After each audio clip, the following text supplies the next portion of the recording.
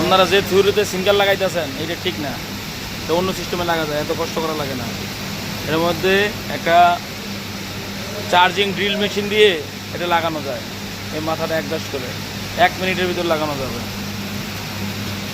এসব লাগানোর আগে আমাদের দেখাইবেন, জানাবেন। দেখি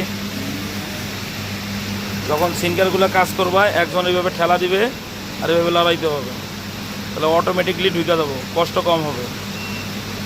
লড়াইতে হবে এইভাবে।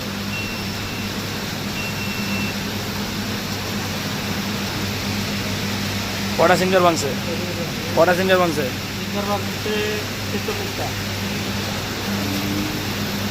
কি কারণে ভাঙছে এটা বলেন তো?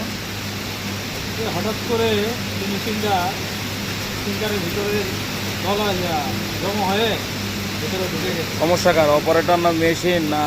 সমস্যা অপারেটর কলাপ করে নাই, এর জন্য ফিনিশিং। মেশিনে কোনো অ্যালার্ম ট্যালার্ম দিছিল?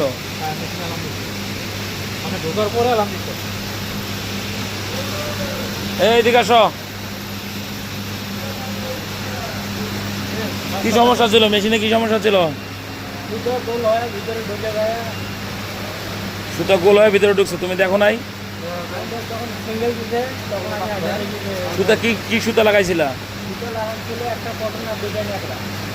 ফিনিশিংয়ে কখনো ন্যাকড়া লাগানো যাবে না। যদি ফিনিশিংয়ে তোমরা ন্যাকড়া দাও তাহলে এটা হাই রিস্ক হয়ে যায়। ফিনিশিংয়ে সবসময় কটন সুতা থাকতে হবে।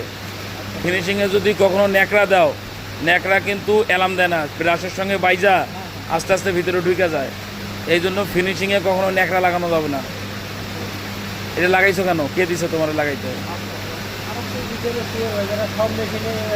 এগুলো লাগানো যাবে না, ঠিক আছে? আর কোথায় লাগানো আছে? এই যে এগুলো লাগাই রাখছো, এটা কিন্তু রিস্ক, এটা পুরা রিস্ক, এটা লাগানো যাবে না, এভাবে লাগানো যাবে না।